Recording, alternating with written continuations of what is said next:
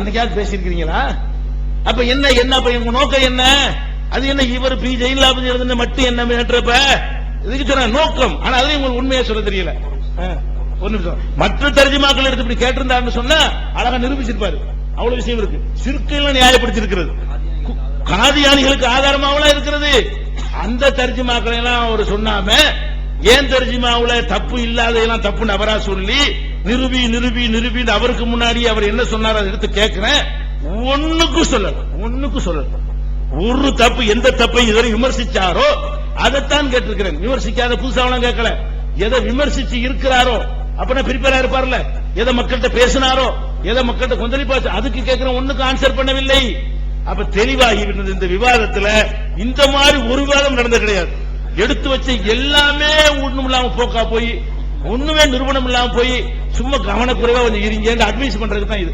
ஒரு post card போட்டிருக்கலாம், கொஞ்சம் கவனம் இல்லாம இதெல்லாம் பண்ணிருக்கிறிய, கொஞ்சம் கவனமா செய்யுங்க, டாபிக் முடிஞ்சு ஒரு விஷயம். இந்த மாதிரி தான் இந்த விவாதம் நடந்துச்சா, என்னத்தையாவது நிரூபிச்சாங்க? நல்லா யோசிச்சு பாருங்க.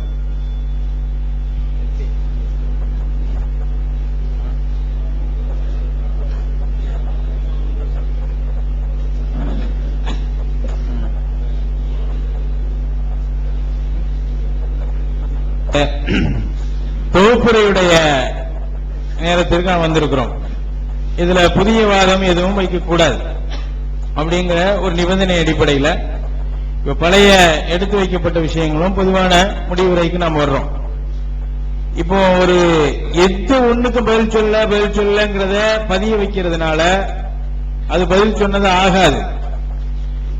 இதுவரைக்கும் நாம் எதை எடுத்து வைத்திருக்கிறோம் என்று நீங்கள் எப்படி பட்டியல் போட்டீர்களோ அது பட்டியல் போட்டதுல பல விஷயங்கள் இருக்கு. இப்ப நாம எடுத்து வைக்கக்கூடிய பல விஷயங்கள் இருக்குன்னா அதிலும் பல இடைச்செருகல்கள், பல தவறான செய்திகள்லாம் அதுல நீங்க சொல்லி இருக்கிறீங்க. நம்ம சொன்னதை மாத்தி திருத்தி எல்லாம் நிறைய சொல்லியிருக்கீங்க. இப்ப நம்மளை பொறுத்த வரைக்கும் நாம் இதுவரை எடுத்து வைத்த ஒரு சில விஷயங்களை உங்களுடைய நினைவுக்கு கொண்டு வர்றேன். வஸ்தத்தன் என்ற இந்த வார்த்தைக்கு பொருள் தரவில்லை என்று நீங்க சொல்லிருக்கீங்க. அதுக்கு நாம பொருள் இருக்குன்னு காமூஸ்ல இசான் அரபுல எடுத்து நாம சொல்லியிருந்தோம். நீங்க அதுக்கு இதுவரைக்கும் இந்த விவாதம் காலையில 9 மணிக்கு ஆரம்பிச்சிச்சு, இது 10:20 ஆகுது. இதுவரைக்கும் அந்த விஷயம் தவறு என்று நீங்கள் அது அர்த்தம் இது தராதுங்கிறதுக்கு எந்த ஒன்றையும் சமர்ப்பிக்கவில்லை.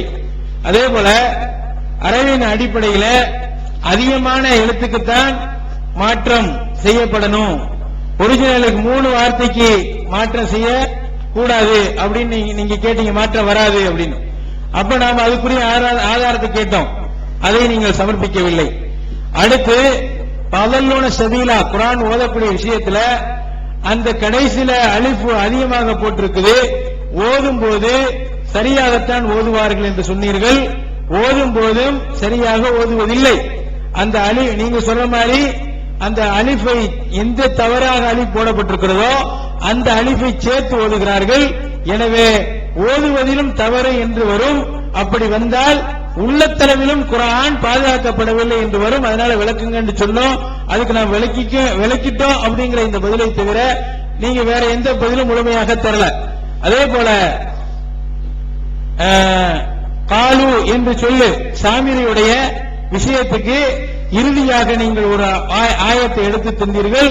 அதுக்கு நீங்களே மாறு செய்திருப்பதை நாங்கள் எடுத்து காமித்தோம்.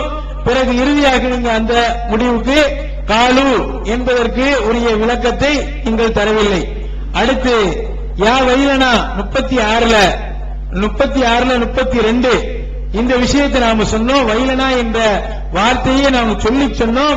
அது ஏன் விட்டோம் அப்படிங்கிறதுக்குரிய காரணத்தை நீங்க தரல. 59ல 11 விடுபட்டதை சொன்னோம். அதே போல 11ல 82 சொன்னோம். 64ல 5 மொழியாக்கப்பட்டிருக்கிறது என்று சொன்னோம்.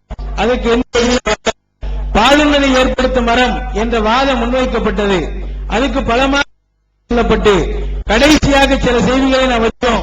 ஆனால் அவர்களால் இந்த முழுமை அதிலும் கொடுக்க முடியவில்லை.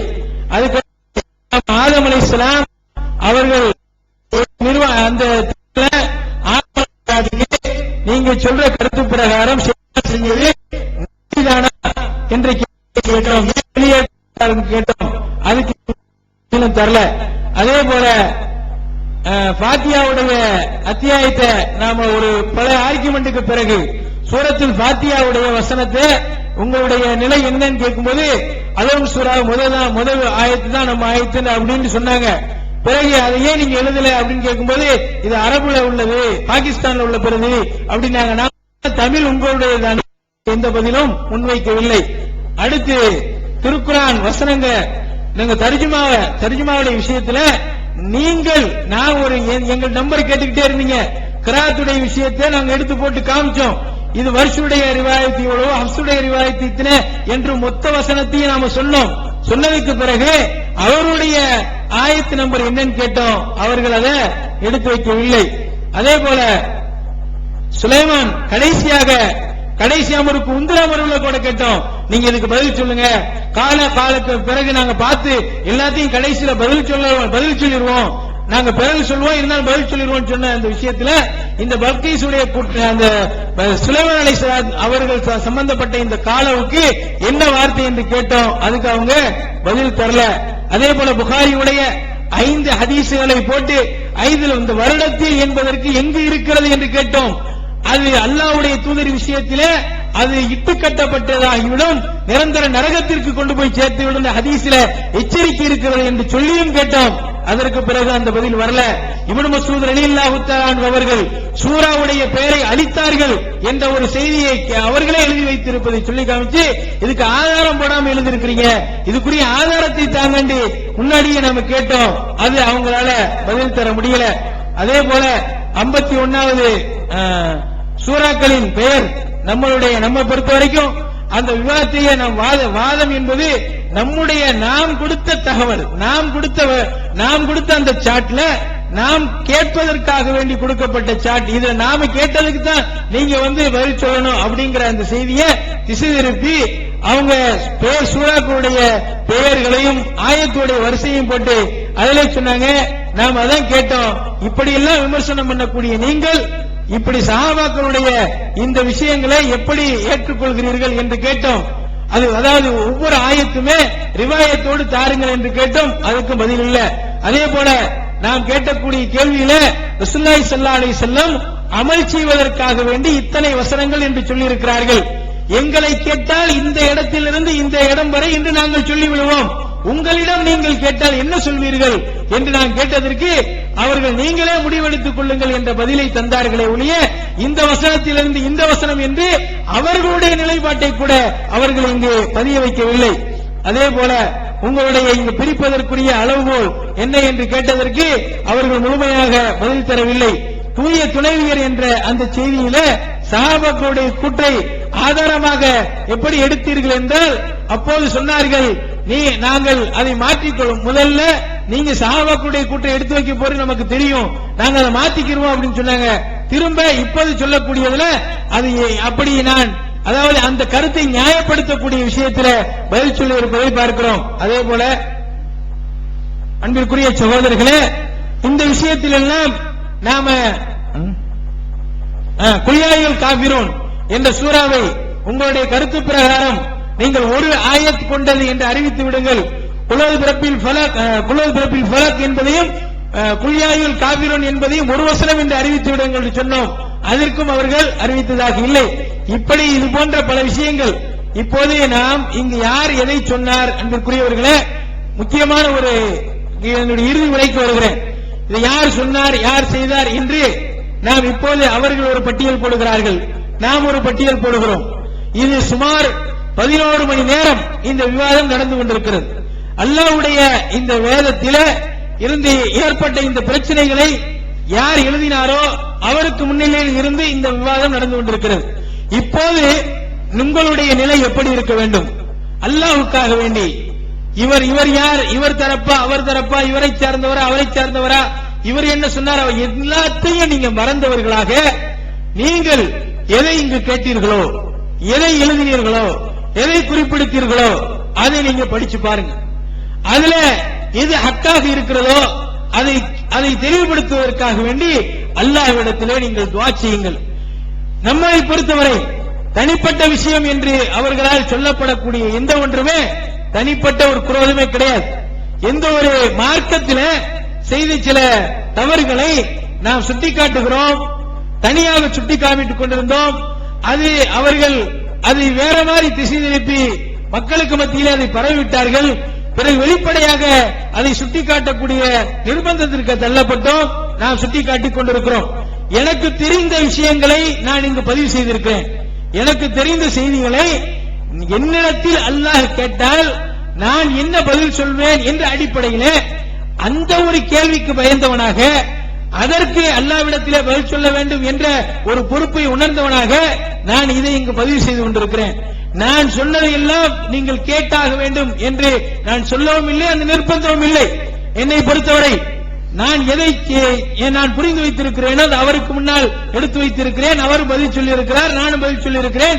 இப்படிப்பட்ட ஒரு நிலையிலே உங்களுடைய பொறுப்பு எதுவாக இருக்க வேண்டும் என்றால், நீங்களும் அல்லாஹ்வுக்காக வேண்டி சாதக பாதகத்தை நீங்கள் எல்லாம் தூக்கி வைத்துவிட்டு குர்ஆனுடைய வசனத்தை படித்து பாருங்கள். இதை நீங்கள் உணர முற்படுங்கள்.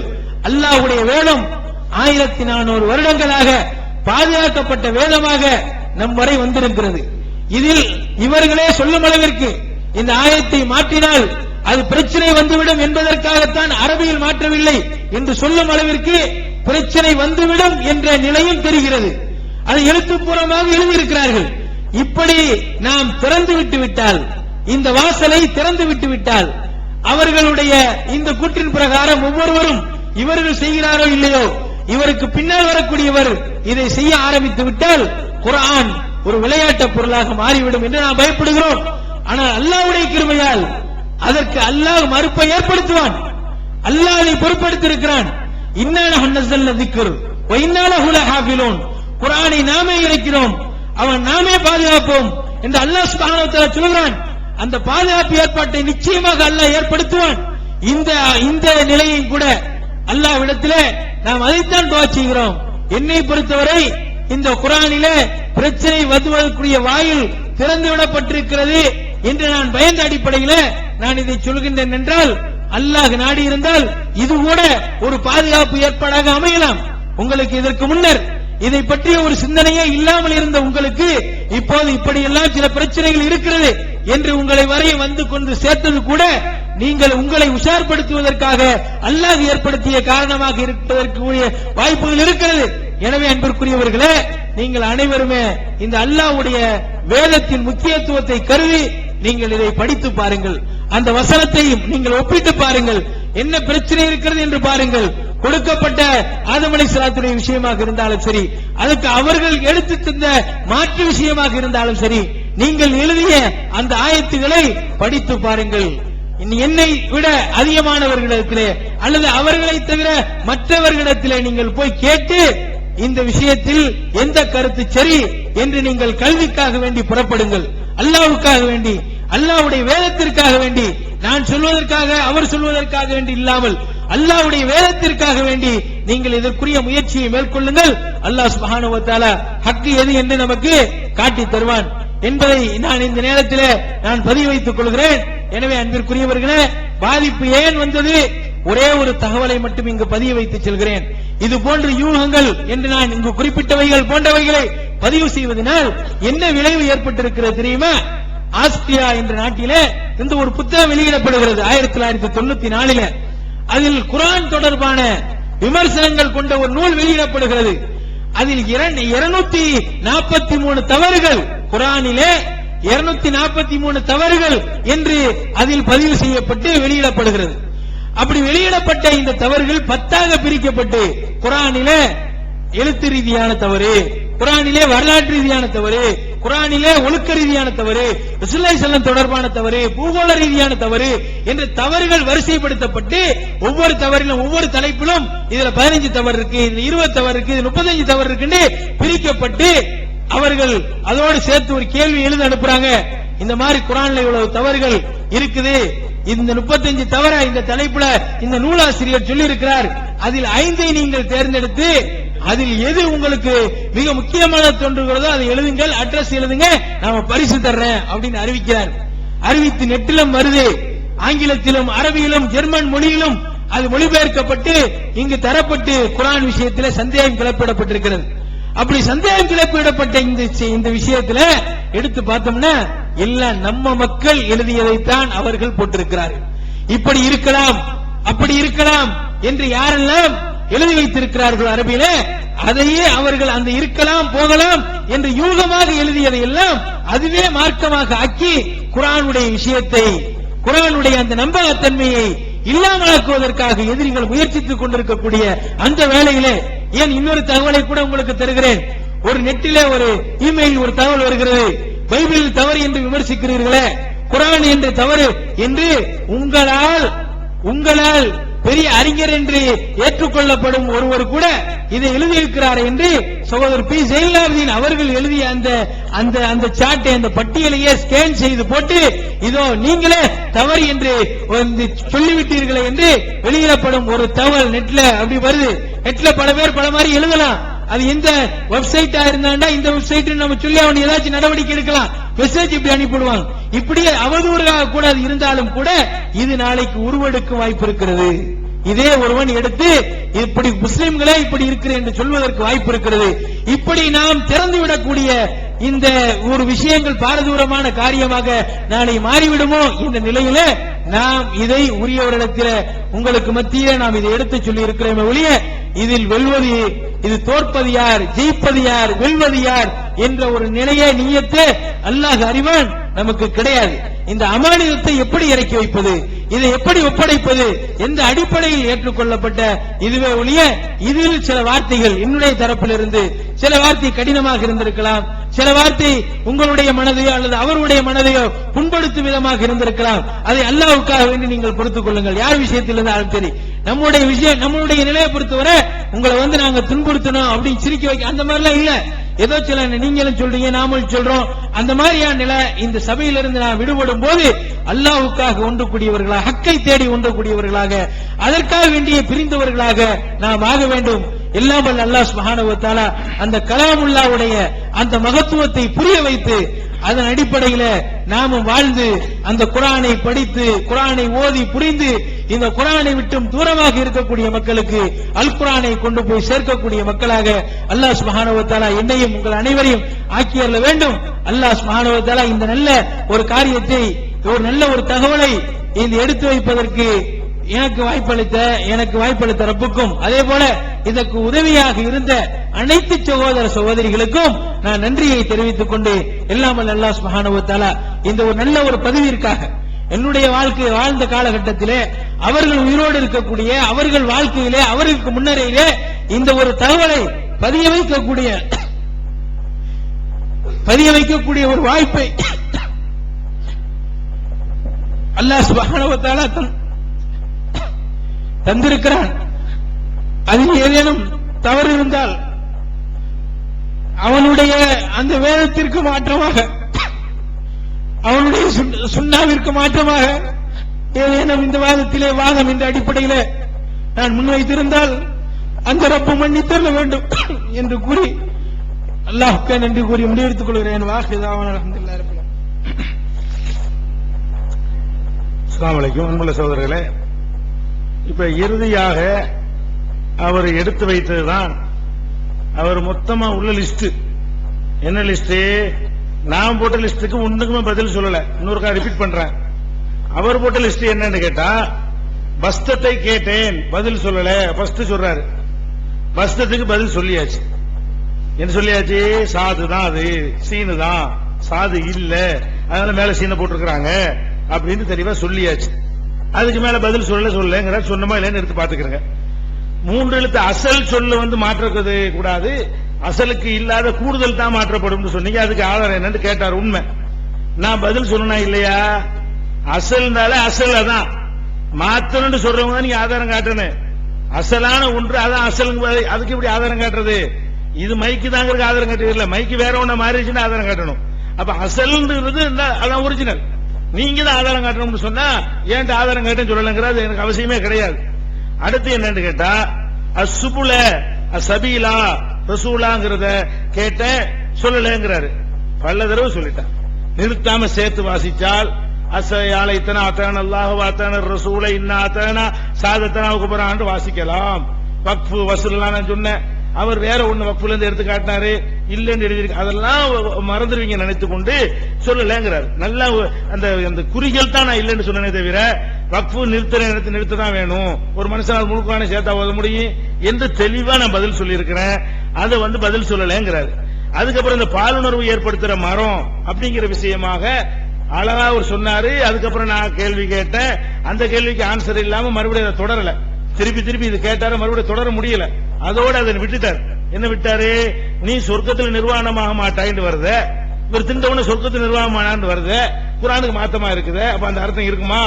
அவங்களுடைய மறைவிடத்தை அவங்களுக்கு காட்டுவதற்காக வருது, அவங்க மறைவிட அவங்களுக்கு தெரியுமே, மரணத்து போட்டு காட்டணும், புரிய வைக்கிறது தான் அர்த்தம்னு சொன்ன. அதுக்கு பதில் சொன்னாங்களா? நான் பதில் அதுக்கு சொல்லிட்டேன். அதுக்கு எப்ப ஷைத்தான் அப்ப நன்மை செஞ்சிருக்கிறான். ஷைத்தான் நன்மை செய்வானா? நன்மையும் செய்வான். ஆயத்துல் குர்சியை சொல்லி கொடுத்தான் அபூ ஹுரைராவுக்கு. ரசூலுல்லாஹ் என்ன சொன்னாங்க? ஷைத்தான் சதகக வஹுவ கதூப், அவன் உண்மைதான் சொல்லி இருக்கிறான், அவன் பொய்யன், ராக்க ஷைத்தான் சொன்னாங்க. அப்ப ஷைத்தான் ஆயத்துல் குர்சி கற்றுக் கொடுத்தான்ல, அவன் சில கெட்டதுக்கு கொண்டு போவதற்காக சில நல்லதையும் செய்வான். இது ஒரு பெரிய மேட்டர்லாம் கிடையாது. அது ஷைத்தான் நன்மையும் செய்வான். அதுக்கு நான் சொல்லல, இப்ப சொல்லிட்டேன். அதுக்கப்புறம் அல்ஹம்துலில்லாஹ் உங்க வசன நம்பர் என்னன்னு கேட்டா பதில் சொல்லலன்றாரு. நான் கேட்ட ஒண்ணுக்கு பதில் அல்ஹம்துலில்லாஹ் பதிலே காணோம். இது சவுதி நம்பர் சொல்லுவீங்களா, இந்த நம்பர் சொல்லுவீங்களா?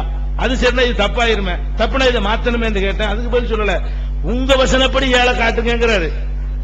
காட்டியிருக்கிறேன். எப்படி காட்டியிருக்கிறேன்? 6 7 இருக்குல்ல, அது ரெண்டு ஒன்னா சேர்த்திருக்கிறேன். ஒன்னா சேர்த்தாயினா 6 ஆகும். அதன் அர்த்தம் ஒன்னா சேர்த்தா 6 ஆயிரும். மேல பிஸ்மில்லா ஒன்று இருக்குல்ல, 7 வச்சிருந்தா 6 7 அவ்வளவு தெளிவா கணக்க சொல்லி இருக்கிறேன். 6 7 போட்டிருக்குங்க. 6 7 ஒன்னா நினைச்சிட்டோம்ல, எங்க கணக்கு ஒரு வசனம் அப்படின்னா 6 7 6 வச்சுக்கிறோம். 6 7 7 விட்டுருவோம் 6. அப்ப 6 வசனம் இருக்கிறது மைனஸ் பிஸ்மில்லா. பிஸ்மில்லா ஒரு வசனம் சொல்லியிருக்கோம், மொத்தம் 7 ஆயிடுச்சுல. இவ்வளவு தெளிவா நான் சொல்லி இருக்கிறேன். 7 வசனத்துக்கு பதில் சொல்லலங்கிறார். அவ்வளவு அழகா சொல்லி இருக்கிறேன், நல்லா விளங்கிக்கிறேன். அடுத்து என்ன சொல்றாருன்னு கேட்டா, ஆயத்து நம்பர் எத்தனை என்று கேட்டோம். எந்த ஆயத்து? இதுல என்ன கேட்டாரு? கஹ்ஃப் சூரா ஆயத்து நம்பர் கஹ்ஃப் சூரா அந்த 10 வசனம் அமல் செய்ய என்னன்னு கேட்டோம். அதுக்கு பதில் இல்லைன்றாரு. பதில் சொன்ன என்ன சொன்னா, ரசூலுல்லாஹ் அமல எடுத்துக்கிட்ட மாட்டான்னு சொல்லிட்டோம். நீங்க என்ன சொன்னீங்க? இதுல உள்ள எடுத்து காட்டுவோம்ட்டீங்க. அப்ப நான் உங்கள்ட்ட என்ன கேட்டேன்? இதுல உள்ளதை எடுத்து காட்டினீங்கன்னா இதுதான் ரசூலுல்லாஹ் சொன்னாங்கன்னு ஆயிருமே, ரசூலுல்லாஹ் அமல இட்டு கட்டின மாதிரி ஆகுது. அது எப்படின்னு கேட்டேன். நீங்க பதில் சொல்லாத நிலையில் இருந்து கொண்டு, இவர் பதில் சொல்லாத நிலையில் இருந்து கொண்டு நான் பதில் சொல்லங்கிறாரு. புகாரில் 5 ஹதீஸ் இருக்குது, அதை போட்டாங்க. அதுல அந்த வருடம் வரை இல்லன்றாரு. வார்த்தை இல்ல, வார்த்தையில நானே சொல்லிவிட்டேன். அந்த கருத்து இருக்குது, அது ஒரு பெரிய பாரதூரமானது இல்ல, அதுவரை அந்த வருடம் ஒண்ணுதான் சொன்னேன். அது பதில் சொல்லல அவர் சொல்லியிருக்கிறாரு. சூறாக்களின் பெயர்கள், அப்புறம் சூறாக்களின் பெயர்களுக்கு ரிவாயத்து கேட்டாராம். அந்த ஆயத்துக்கு ரிவாயத்து கேட்டேன். ஒவ்வொரு இந்த ஆயத்துக்கு பின்னாடி இந்த ஆயத்து, இந்த ஆயத்துக்கு பின்னாடி இந்த ஆயத்துங்கிறதுக்கு ஹதீஸ் கொண்டாந்து காட்டுவீங்களான்னு கேட்டேன். நான் பதில் சொல்லலைங்கிறாரு. சொன்னா இல்லையா? உஸ்மானுடைய குர்ஆன்ல இருக்குது ஆதாரம் காட்டினான்ல, அதுக்கு மேல என்ன ஆதாரம்? அது ஹதீஸ்லாம் பெரிய ஹதீஸாச்சே. உலக முஸ்லீம்கள் அத்தனை முஸ்லீம்களும் சேர்ந்து, அந்த காலத்தில் உள்ள அத்தனை முஸ்லீம்களும் சேர்ந்து அறிவிச்சதாச்சே, ஒரு சகாபி அறிவிச்சது வெயிட் ஆனதாச்சே, அதான் ஆதாரம்னு சொல்லிட்டேன். அதுக்கு நான் ஆதாரம் காட்டலைங்கிறாரு. ஆதாரம் எது காட்டியிருக்கிறேனோ அதுக்கு என்ன செய்யல, ஆதாரம் காட்டலைங்கிறாரு. அதுக்கப்புறம் புல்யாஹுல் காஃபிரூன், இந்த ஒரு வசனம் மாத்திருவாரு அப்படின்னு ஒரு வசனம் நான் போடலன்னு கேட்டோன்றாரு. அதுக்கு நான் அழகா சொல்லிட்டேன். குல்லியாஹு ஒரு வசனம் நாங்க சொல்லலாம் கிடையாது, மொத்தமா சேர்த்து ஒரு அர்த்தத்தை தருகிறது. அவங்க 5 6 போட்டிருக்கிறாங்க, அதான் நாங்க சொல்லியிருக்கிறோமே தவிர அதை மாத்த மாட்டோம்னு தெளிவாக சொல்லியாச்சு. அடுத்து என்ன செய்யறாரு? இவ்வளவுதான் சொன்னதுங்க. மொத்தமே என்னது? இவ்வளவுதான் அவர் சொல்லியிருக்கிறார் தொகுத்து சொல்லும் போது. ஆனா நான் எவ்வளவு சொல்லியிருக்கிறேன்? அந்த தொகுப்பு அப்படி வச்சுக்கிறேங்க, அவ்வளவு சொல்லியிருக்கிறேன். இந்த அமர்வுல கேட்ட கேள்வி என்னது? அதை விட அதிகமா இருக்குது. மொத்தம் சேர்த்தீங்கன்னா 100 கேள்வி சுமார் வரும். சுமாரையும் பிடிச்சிக்கிறாரு. எண்ணி 10 90 இருக்கும் பாரு நாளைக்கு. சுமார் எவ்வளவு வரும்? 100 கேள்வி வரும். அப்ப 100 விஷயத்தை நான் எடுத்து காட்டியிருக்கிறேன். நீங்க ஒண்ணு நிரூபிக்கலன்னு சொல்லி, ஒண்ணுக்கு ஆதாரம் காட்டலன்னு. இதுல ஒரே ஒரு விஷயம் மிச்சமா இருக்கு. என்ன விஷயம் கேட்டா, இவர் சுட்டி காட்டியது, இவர் சுட்டி காட்டாதது, இன்னும் எத்தனை விஷயங்கள் என்னுடைய தமிழாக்கத்தில் தவறு இருக்கலாம். நீங்க பெருசா விவாதிச்சலாம் சொல்ல தேவையே கிடையாது. நீங்கள் பார்க்காத, யாரும் பார்க்காத தவறுகளும் இருக்கலாம். தவறுன்னு சுட்டி காட்டினா ஏற்றுக்கொள்ள, நீங்க தவறு இல்லாத தவறு நினைச்சு சுட்டி காட்டினா ஏத்துக்க மாட்டோம். தவறு இப்பவும் நான் சொல்கிறேன், நான் எழுதின தமிழகத்துல தவறே இல்லைன்னு சொன்னா நான் காபீர் ஆயிருவேன். ரப்புல் ஆலமீன் மட்டும்தான் தவறுக்கு அப்பாற்பட்டவன். இப்பவும் சொல்லுவேன், இன்னொரு 100 எடிஷன் போட்ட பிறகும் சொல்லுவேன், இன்னும் கொஞ்சம் 1000 ஆலிம்களை வச்சு கரெக்ஷன் பண்ண பிறகு நான் சொல்லுவேன், இதிலும் தவறு இருக்கலாம், நான் சொல்லணும், அது என்னுடைய மார்க்க கடமை. இப்பவும் சொல்றேன். அதனால குர்ஆன்ல என்ன சொல்லலாம், நீங்க இதுல தவறு இருக்கலாம்னா இது வாதத்துடைய மேட்டரே இல்ல, எல்லாரும் ஒத்துக்கொண்டு ஆக வேண்டிய ஒரு மேட்ரு. யாருடைய குர்ஆன் தர்ஜுமா, யாருடைய எந்த புஸ்தகம், யாருடைய எந்த பேச்சு, எல்லாம் தவறுதான், இருக்க வாய்ப்பு இருக்கிறது. என்ன விஷயம், தெரிஞ்சு செஞ்சாங்களா, அதுல ஒரு ஆர்குமெண்ட் பண்ணாங்களா, கவனக்குறைவா வந்ததா, சுட்டி காட்டினா மாத்தக்கூடியதா, இதான் உள்ள விஷயம். அந்த முறையில் அவர் அணுகவே கிடையாதுங்க. வேகமா வீரியமா சொன்ன பிறகு என்ன செய்யறாரு, அப்படியே ஒண்ணும் இல்லைன்னா இது கவனமா நீங்க இருக்கணும் அப்படிங்கிற லெவலுக்கு அது வந்துட்டு நீங்க பாக்குறீங்க. நான் என்ன சொல்றேன்னு கேட்டா, இப்ப இன்னும் 2-3 விஷயம், ஒரே ஒரு விஷயம் சொல்லாம இருக்கிறேன். என்ன சொல்லாம இருக்கிறேன், சில வார்த்தையை விட்டுட்டு அர்த்தம் செஞ்சிருக்கிறாரு நம்பர்களை சொன்னாரு. 2 இடத்துக்கு மட்டும் அதை சொன்னாரு, 3 விஷயம் நம்பர் தான் போட்டிருக்கிறாரு, அதை நான் குறிச்சுக்கிட்டோம். அந்த வார்த்தை விட்டு இருந்தா மாத்திக்கிறோம். அது 3 என்னன்னு ஒரு சொல்லல, நாங்க போய் பார்ப்போம். அது மட்டும் இல்ல, இன்னும் 100 வசனம் கூட நான் விட்டுருக்கலாம், எடுத்து காட்டி இந்த வார்த்தை விட்டுருச்சுங்கிற வார்த்தைக்குள்ளதா, வார்த்தை விட்டுட்டா விட்டு வார்த்தை சேர்த்துட்டு போறோம். வார்த்தை விட்டதுங்கிற விட்டது சரிதான், யாரும் நியாயப்படுத்துவாங்க, யாரும் படுத்த போறது இல்ல. சில வார்த்தைகளுக்கு நான் பொருள் செய்யாமல் இருந்தால் இந்த வாரத்துக்கு அடுத்த உங்களுடைய கரெக்டா இருந்தால் அது மாற்றப்படும். நீங்க சுட்டி காட்டினபடி அதை இல்ல கரெக்டா செஞ்சிருக்கோம் சொன்னா அப்போ அதுக்கு ஒரு விவாதம் வந்தாலும் மன்னிக்கலாம், அப்படிதான் செய்யலாம். அதனால என்னென்ன விஷயங்கள்ல தவறு அந்த மாதிரி பேசக்கூடாது, இதெல்லாம் சுட்டி காட்டின பிறகு தவறு இருக்கலாம். ஆனால் நான் சொல்ல வர மேட்டர் என்னன்னு கேட்டா, இந்த குர்ஆன் வந்ததுல இருந்து அவர் எதிர்க்கலாம் கிடையாது, அவரை முன்னாடி வைத்துக் கொண்டுதான் சொல்கிறேன். இந்த குர்ஆனை அவரே வாங்கி கொண்டு போய் இதுதான் நான் முஸ்லிம்களுக்கு ஏற்றதாக இருக்கிறது என்று சொல்லி 2005 வாங்கி கொண்டே அவர் கொடுத்தார், பலருக்கும் கொடுத்தார். அவர் நெட்ல போட்டா புதுசா சொன்னார்லமா, வாதம் சொல்லலையே, வாதம் இல்லமா, வாதம் கருத்துக்கு வாதம் சொல்றது. நெட்ல போட்டாங்க, இவர் மாதிரி ஆளுக்கு எழுதுனது ஆதாரம் காட்டினாங்கன்னு சொன்னார்ல, பைபிள்ல இருந்து கேட்டிருந்தாங்க, பிஜே தான், அதெல்லாம் நிலைய சொல்றது, இதுல ஒரு கருத்தை சொல்றது இல்ல. அவர் சொன்னார், அவரு அதான் சொல்ற இல்லமா, அவர் வாதமே இந்த கருத்தை சொல்றதுக்கு வைக்கல, என்ன நடந்த நிகழ்வுல அவர் சொன்னார்.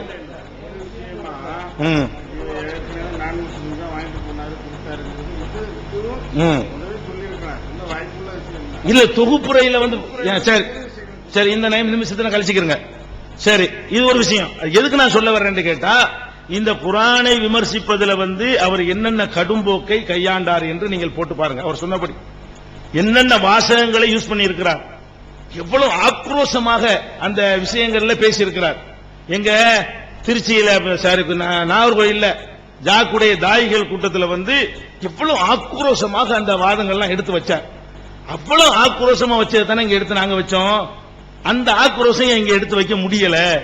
இதுக்கு நான் தான் எடுத்து வைப்பேன், நீங்க எடுத்து வைக்க கூடாதுன்னு சொல்லி பின்வாங்குற அளவுக்கு ஒரு விஷயத்தை இருந்துகிட்டு இப்படி சவால் விடலாமா? இப்படி மக்கள் மத்தியில் அவ்வளவு கொந்தளிக்கிற மாதிரி கொல்லணுங்கிற அளவுக்கு பேசலாமா? இவ்வளவு கடுமையான வார்த்தைகள்லாம் யூஸ் பண்ணலாமா?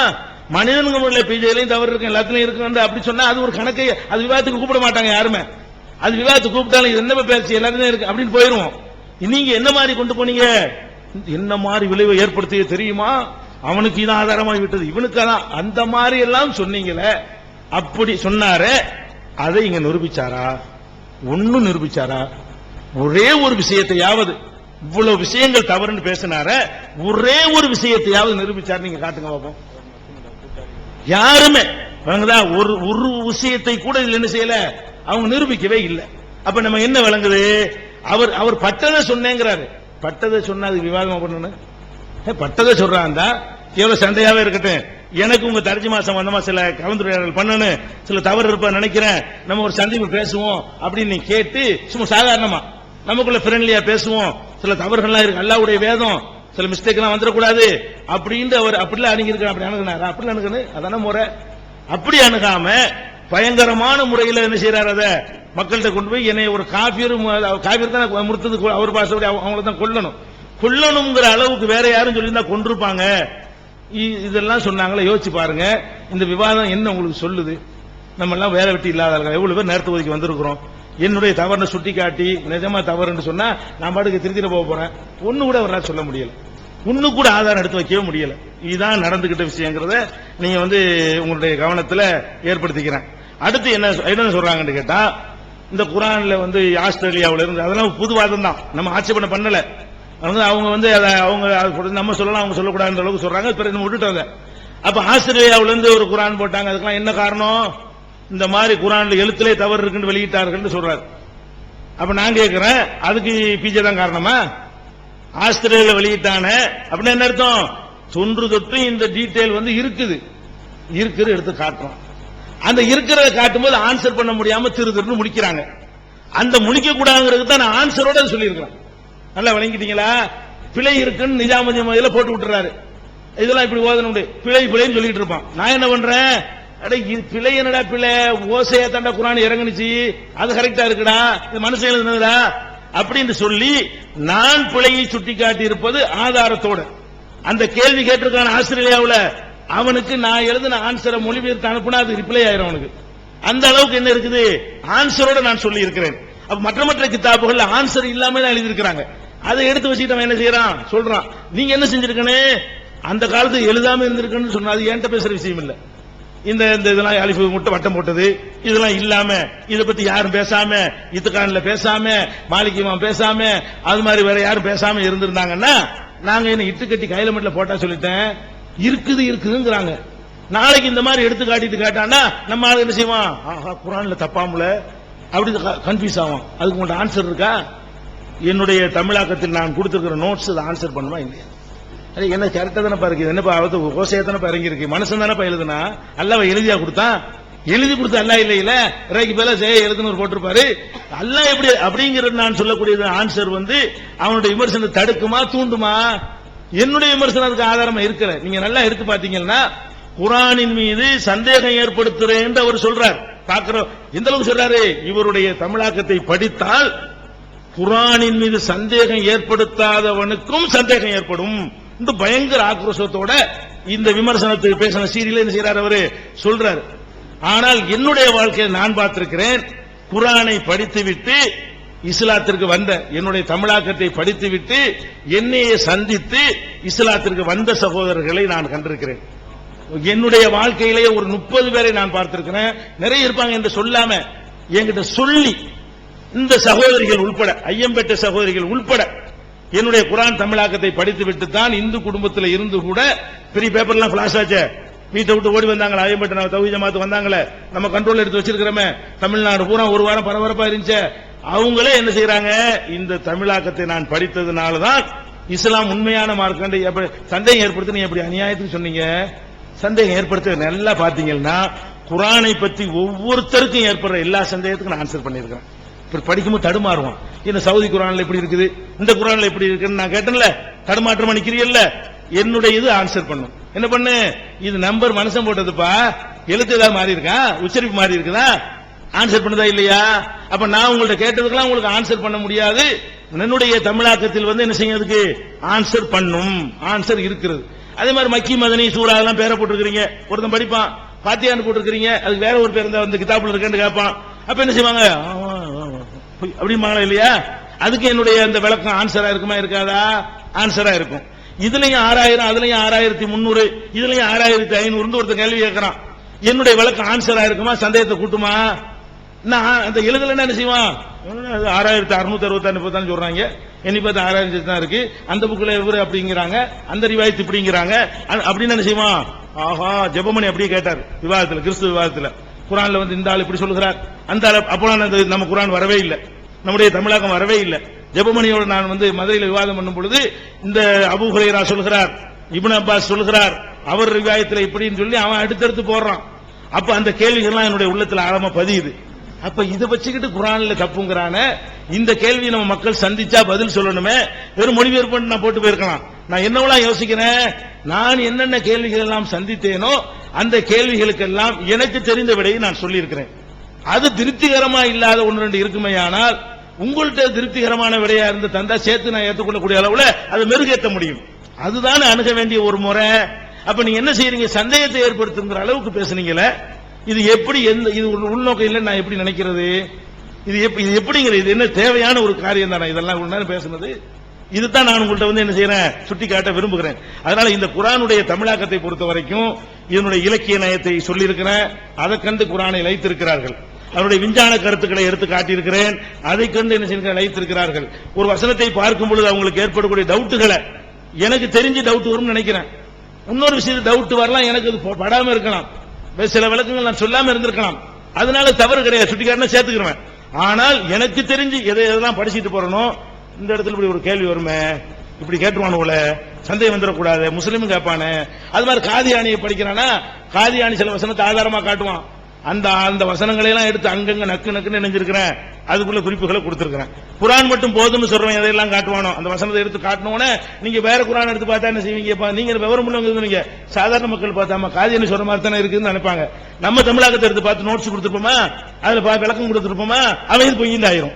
அப்ப காதியானி உங்கள்ட்ட ஒரு வசனத்தை காட்டி கெடுக்க பார்த்தாலும் அவன் கெடுக்காத வகையில இதுல அரண் இருக்கா இல்லையா? அப்படி வச்சுக்கிறோம். இந்த நம்பர் மனுஷன் சொன்ன சில பிழைகள் இருக்கு. உங்க நெஞ்ச தொட்டு சொல்லணும், நான் பெருமைக்கு சொல்லல. இதுல நிறைய இருக்கு, அதிகம் இருக்கா குறை இருக்கா? மனிதனுக்கு முறையில் குறைய இருக்கு. உங்களுக்கு சொன்ன குறைய வச்சுக்கிறோம். அதெல்லாம் மார்க்க சம்பந்தப்பட்ட குறைகள் கிடையாது. மார்க்கம் இல்லாம பின்னாடி வந்த விஷயங்கள்ல ஏற்பட்டிருக்கிற நம்பர் விஷயங்கள் இருக்குது. அந்த மாதிரி எடை போடும் போது நீங்க என்ன எடை போடணும், உங்க பார்வை தவறு வச்சுக்கிறோம். அது மார்க்க தவறு இல்ல. இந்த நம்பர் அல்லாஹ் சொன்னது இல்ல, சூரா பேர் அல்லாஹ் சொன்னது இல்ல. அப்படிப்பட்ட விஷயத்தில் நான் தப்பே செஞ்சிருக்கிறேன் உங்க கருத்துப்படி. ஆனா இவ்வளவு நீங்க நேர்மையான ஆளா என்ன செய்யணும். ஆனால் என்ன இருந்தாலும் இதுல உள்ள ஒரு நிறைவு எங்கேயும் இல்லைன்னு சொல்லணுமா இல்லையா? எல்லாத்துக்கும் ஆன்சர் இருக்குன்னு சொல்லணுமா இல்லையா?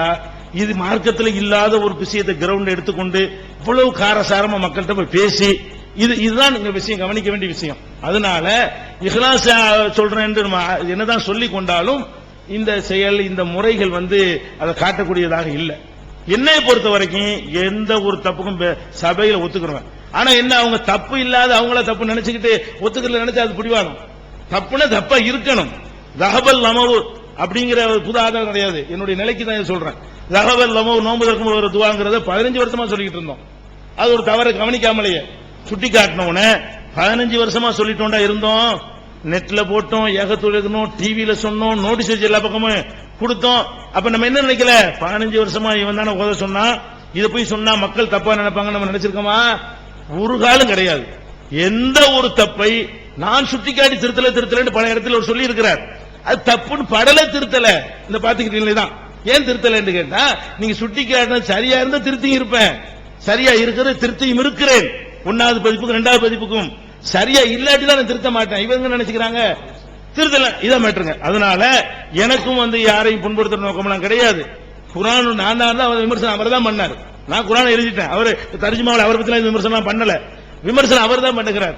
நான் எதிர்கொள்ற ஒரு நிலையில நான் இருக்கிறேன். இவ்வளவுதான் விஷயம். எதிர்கொள்ற விதம் என்ன, மனிதர்கள் எல்லா தப்பும் இருக்கிறத ஒத்துக்கொண்டு நீங்க சொன்ன தப்பு இதில் இல்லை, அதை நான் அடிச்சு சொல்லுவேன். இப்பவும் சொல்றேன், நீங்க எந்த தப்பை கொந்தளிச்சு போய் சொன்னீர்களோ அந்த தப்பு இல்லை. ஆனால் இதை விட பாரதூரமானது கூட இருக்கலாம். யாராவது நாளைக்கு சுட்டி காட்டினால் அதை ஏற்றுக்கொள்ளக்கூடியவனாக நான் இருப்பேன் என்று கூறி, எனக்கு எந்த விதமான பிடிவாதம் அதெல்லாம் கிடையாது. அது எல்லாருக்கும் தெரியும். சத்தியம்னு சொன்னா அந்த சரணடைஞ்சிருவேன். தப்பா சொன்னதை ஆர்குமெண்ட் பண்ணிட்டு இருப்பேன். அந்த மாதிரியான ஒரு விஷயம். அது இப்ப கூட சகாபாக்கள் விஷயம் சொன்னாங்க. இதை சொன்னா வாபஸ் வாங்கிட்டான்னு கூட ஒருத்தர் பேசலாம். நான் வாபஸ் வாங்கிடுவேன். குர்ஆன் தப்பா இந்த பாலிசியை மாத்திக்கிறது கரெக்டா இருந்துச்சு வாதம், ரைட் ஓகே, சரின்னு ஏத்துக்குருவோம். இதுல யார் என்ன நினைப்பான்னு எனக்கு அவசியமே கிடையாது என்பதை சொல்லி இந்த என்னுடைய கொடுத்த நேரம் நிறைவடைந்து விட்ட காரணத்தினால் நிறைவு செய்கிறேன். அல்லாஹ் ரப்பல் ஆலமீன் நம் அனைவரையும் சத்தியத்தை சத்தியமாக அறிந்து நடக்கக்கூடிய நன்மக்களாக ஆக்கி அருள் புரிவானாக. வாஹிரு தாவானா அனில் ஹம்துலில்லாஹி ரப்பில் ஆலமீன். அஸ்ஸலாமு அலைக்கும்.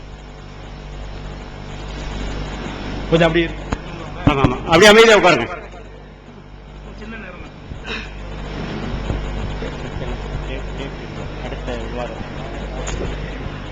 அடுத்த 3 தலைப்புகளுக்கு விவாதத்துடைய தேதி தீர்மானிக்கப்பட இருப்பதால் அமைதியாக உட்காரும்.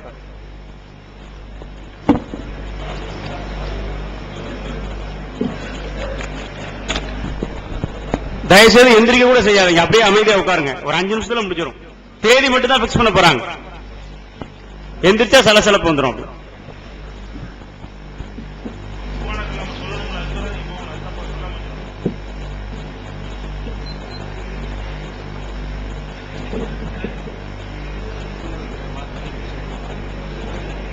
வாலண்டரிஸ் யாரையும் வெளியில அனுப்பிடாதீங்க, உள்ள அப்படியே இருக்குங்க.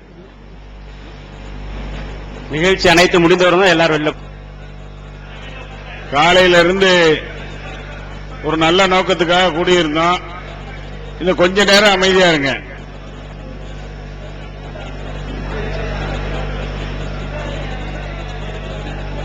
தயவு செய்து எல்லாம் உட்காருங்க.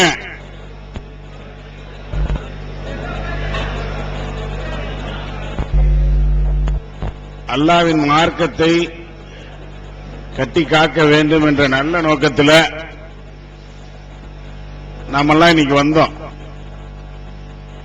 இரண்டு பேருமே, இரண்டு மார்க்க அறிஞர்களுமே யார் ஜெயிக்கணும் யாரை தோக்கணுங்கிற நினைப்புல வரல. மார்க்கம் அல்லாஹ்வின் மார்க்கம் நிலை பெறணுங்கிற எண்ணத்துல தான் வந்தாங்க. நம்ம எல்லாம் ஒரு கொள்கை தான் ஒண்ணு சேர்த்துச்சு. எங்கோ ஒரு கடைக்கோடியில கன்னியாகுமரியில இருந்தவனையும் சென்னையில இருந்தவனையும் ஒரு கொள்கை தான் ஒண்ணு சேர்த்துச்சு. அந்த கொள்கை ஏகத்துவம் என்ற அந்த கொள்கை கடைசி வரை நம்ம இணைத்தே தான் வச்சு. கண்டிப்பா நாம இருக்க கொள்கை உறுதியானதா இருந்தா, உண்மையானதா இருந்தா கடைசி வரை நாம இணைச்சு வைக்கும். இன்ஷா அல்லாஹ் இணைக்கும்ங்கிற நம்பிக்கை எனக்கு இருக்கு. அந்த அடிப்படையிலே இங்கே ஒரு விவாதம் குற்றச்சாட்டுகளாகவும் அதற்கு விளக்கமாகவும் நீண்ட நேரம் காலையிலிருந்து விளக்கம் கொடுக்கப்பட்டது. அந்த விளக்கத்திற்கு பின்னால் ஒருவருக்கொருவர் தன்னுடைய மனநிலை என்ன காரணத்திற்காக இந்த விவாதத்திற்கு நான் கூப்பிட்டேன், உங்கள் மீது நான் குற்றம் சாட்ட வேண்டிய அவசியம் என்னவென்பதையும், என் மீதான குற்றச்சாட்டிற்கு நான் பதில் சொல்ல கடமைப்பட்டுள்ளேன் என்ற நிலையிலே ஒருவருக்கொருவர் உள்ளார்ந்த வார்த்தைகளால் பரிமாறி முடிச்சிருக்கோம் அந்த நிகழ்ச்சியை. இப்படி ஒரு நல்ல சந்தர்ப்பத்தில் ஒரு விவாதத்துக்கு பின்னால் யார் ஜெயிச்சா, அவர் ஜெயிச்சா, அவரா இவரா, அப்படியா இப்படியா என்ற ஒரு வாதம் இல்லாமல் இரண்டு மார்க்க அறிஞர்களுமே இருவருமே தன்னுடைய மனசில் இருந்த என்ன காரணத்துக்காக வந்தோம், என்னுடைய மனநிலை இதுதான் என்று அவரோ அதே மனநிலை தான் எனக்கும் என்று சொல்லி ஒரு சுமூகமான ஒரு சூழ்நிலை நிலவர இந்த நேரத்தில் அடுத்ததாக ஒரு விவாதத்துக்கு தேதியை சொல்லுங்க, தலைப்பை சொல்லுங்க அப்படிங்கிற ஒரு கஷ்டமான ஒரு வேலையை அண்ணன் பிஜே என்கிட்ட கேட்க சொன்னாங்க. ஒரு நல்ல இணக்கமான ஒரு சூழ்நிலையில் இருக்கும் பொழுது மீண்டும் ஒரு விவாதம், தௌஹீத்வாதி ஏகத்துவவாதி என்று சொன்னாலே அவனுக்கு ஒரு விவாதத்திலேயே காலத்தை கழிக்கக்கூடிய ஒரு நிலையாக இருக்கிறதையும் அது மாற்றணும் இன்ஷா அல்லாஹ். நம்முடைய வாதம், நம்முடைய இந்த கருத்து பரிமாற்றங்கள் தான் இஸ்லாத்துக்கு வெளியே நின்று கொண்டு இஸ்லாத்தை அழிக்க நினைக்கக்கூடிய சக்திகள் இடத்தில்தான் நம்முடைய சக்தி எல்லாம் ஒன்னு திரண்டு அவங்கள நோக்கி பாயணும். நமக்குள்ளாக இனிமேல் இது போன்ற ஒரு விவாதம் நடைபெறக்கூடாது என்ற மனநிலையோட அவங்கள்ட்ட சில கருத்துக்களை சொன்னேன்.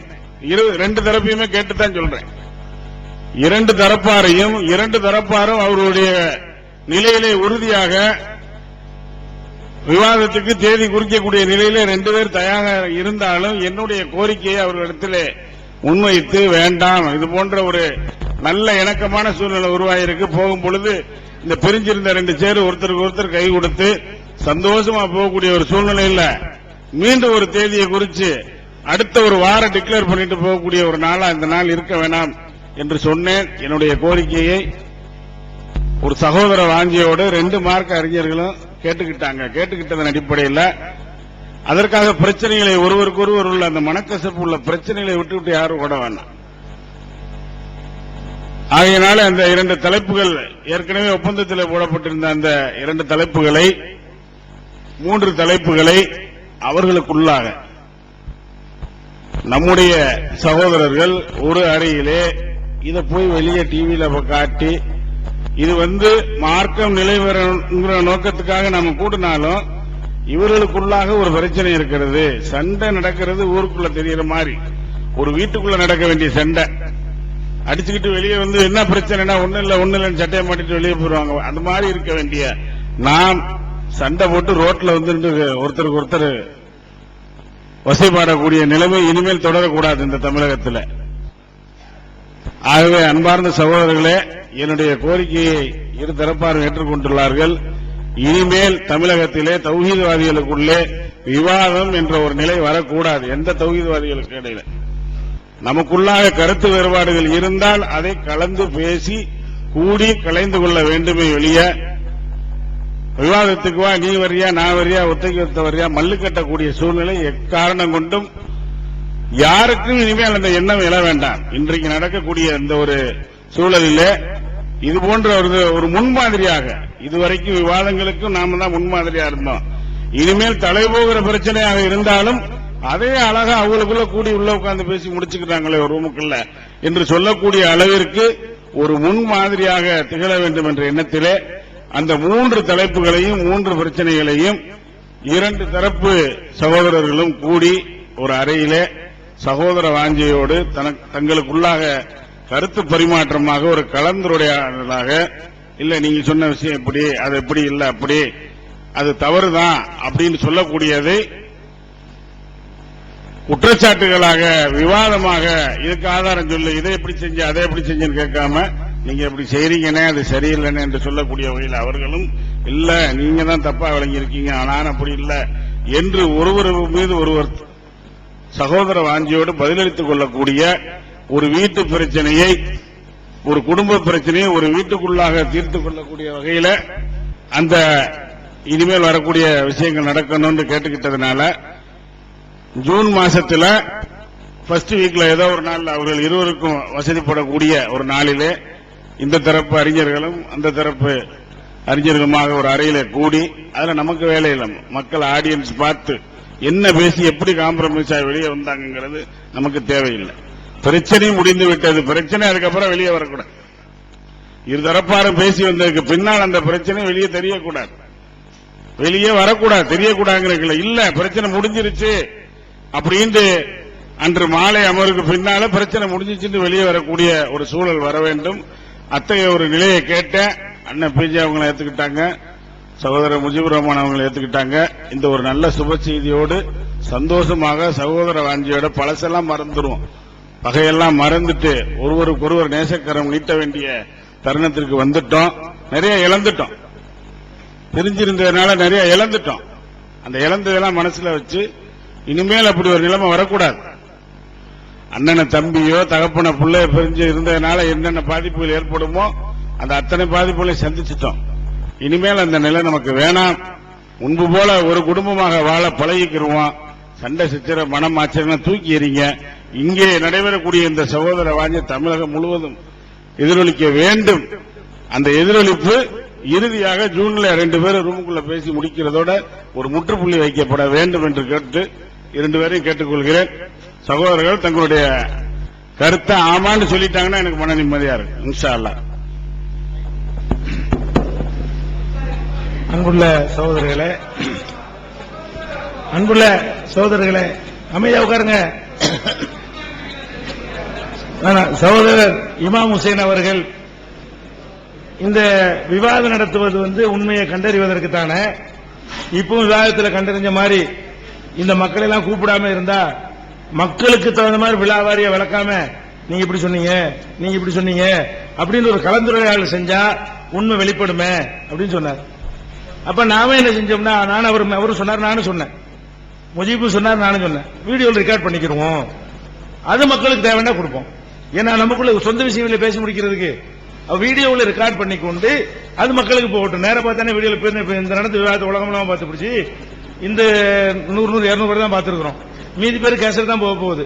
அந்த மாதிரி இருக்கும் பொழுது ஆடியன்ஸ் இல்லாம இருந்தால் ஒரு பேசுறவர்கள் நானா இருந்தாலும் அவரா இருந்தாலும் கரெக்டா பேசுவோம்.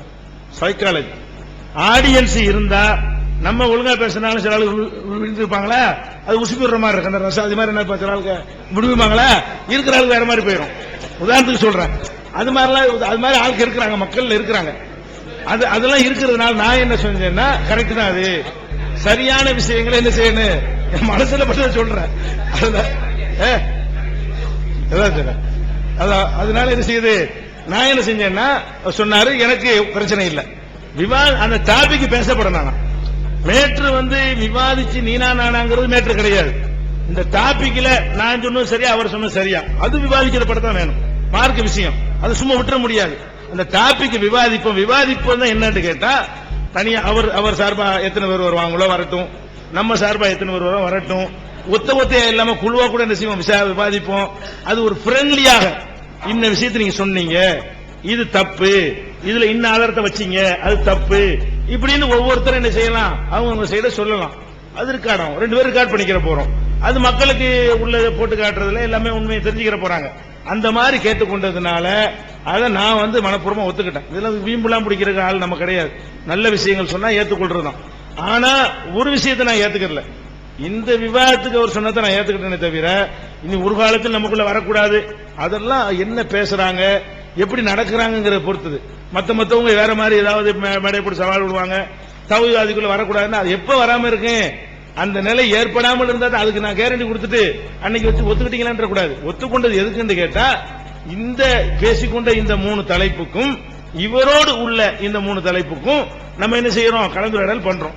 வேறவங்க இது நம்ம தௌஹீத் சகோதரர்களே மாற்று கருத்து உள்ளவங்க கலந்துரையாடல் முறையே இல்லாம மக்கள்கிட்ட கொண்டு பேசிக் கொண்டிருப்பார்களே ஆனால், அவங்க ஒரு அறைகோள் மாதிரி விடுவார்களே ஆனால் அப்ப கூப்பிட்டு வேண்டி வரும். இல்ல சொல்றேன், இல்ல அந்த நிலை வராமல் இருப்பதைக்கு நீங்க முயற்சி பண்ணுங்க. வந்தா நான் கேரண்டி கொடுக்க முடியாது. என் சைடுல எது முடிஞ்சது அதான சொல்ல முடியும். இதுக்கு நான் எதை சொன்னா ஏத்துக்கிறேன். மத்தவங்களுக்கு ஒட்டுமொத்தத்துக்கு நம்ம என்ன செய்ய முடியாது, உறுதிமொழி கொடுக்க முடியாது. நல்ல யோசனையை நீங்க சொல்லி இருக்கிறீங்க, அது சூழ்நிலை தீர்மானிக்கும், அதுக்கு உத்தரவாதம் கிடையாது. இதை நம்ம சொன்னபடி நாங்க ஏத்துக்கிறோம். சரியா? அவரே சொல்லுங்க. அன்பு சகோதரர்களே, நம்மளுடைய பெரிய கவலை என்னவாக இருந்தது என்றால், இத்தனை பேரையும் நம்ம தரப்புலையும் மக்கள் வர்றாங்க, அவங்க தரப்புல வர்றாங்க, இவங்க எல்லாம் பேர் ஒரு நல்ல செய்திகளோடு திரும்ப மாட்டார்களா, வேறு ஏதாவது ஒரு விஷயங்கள் சும்மா வீண் சண்டை போட்டு அந்த மாதிரி திரும்ப ஒரு சூழ்நிலை ஏற்பட்டுருமாங்கிற பயம் இருந்தது. அல்லாஹ்வுடைய கிருபையாக காலையிலிருந்து சாயந்தரம் வரைக்கும் மாஷா அல்லாஹ் நிறைய தகவல் பரிமாறப்பட்டிருக்கு. இனி சொன்னியா நான் சொன்னா பதில் சொன்னவா அப்படிங்கிறது ஒரு பக்கம் 2 பேருக்கு இருந்தாலும் நிறைய தகவல் பரிமாறப்பட்டிருக்கிறதா நான் உணர்றேன் மற்ற விவாதங்களை விட. அப்ப அந்த மாதிரி ஒரு தகவல் இங்கே கிடைச்சிருக்குது. இது நம்ம பயப்படுறோம். இந்த மாதிரி ஒரு சூழல் அடுத்த இதுல எப்படி இருக்குங்கிற ஒரு நிலையெல்லாம் இருக்குது. சகோதரர் நம்ம சொன்னதன் அடிப்படையில விவாதங்கள் வச்சுக்கலாம் அப்படின்ட்டு இருந்தாலும் சொல்ல எடுத்து வைக்கப்பட்ட கருத்து ஒரு சுமூகமான கருத்தாக இருக்குது. அதிலும் குறிப்பாக யார் எந்த செய்தியை முன்வைக்கிறாரோ அவரிடத்துல நாம் அந்த செய்தியை கொண்டு போய் சேர்க்கிறது என்னுடைய கடமை என்று நான் உணர்வதனால் அதற்குரிய வாய்ப்பு தரப்படுது.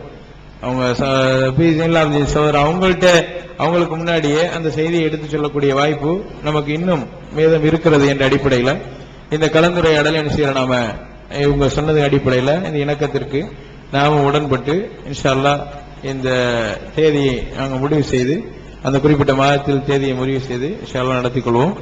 துஆ செய்யுங்க. அல்லாஹ் சுப்ஹானஹு வ தஆலா எதை ஹக்காக அதை காமிக்கட்டும். அதன் அடிப்படையில் எல்லா முஸ்லீம்களும் நடக்கிறதுக்காக வேண்டி துஆ செய்யுங்க. முடிச்சிருங்க. என்ன இதுக்கு இல்லமா ஜூன் 1 வீக் அது டேட் ப்ரோக்ராம் இல்லாத 2 பேரும் பார்த்து செஞ்சுக்கிருவோம். நாங்க ஒரு குழுவா நம்ம ஒரு 5 பேரோ அவங்க ஒரு 5 பேரோ அது பேசி அந்த விஷயம் தான் முடிவு பண்ணணும். தலைப்பு இதுதான். இதை பேசி கலந்துரையாடல் பண்ண போறோம் ஜூன் 1 வீக். அது டேட் விஷயம். உங்களுக்கு நீங்க வரப்போறது இல்லையா, உங்களுக்கு சொல்லணும். ஜூன் 1 வீக் பிறகு நடந்துருச்சுன்னு சொல்லிட்டு போறோம். உங்களுக்கு கேஸ் தந்துட்டு போறோம். சரி வைக்க لا إله إلا أنت أستغفرك وأتوب إليك.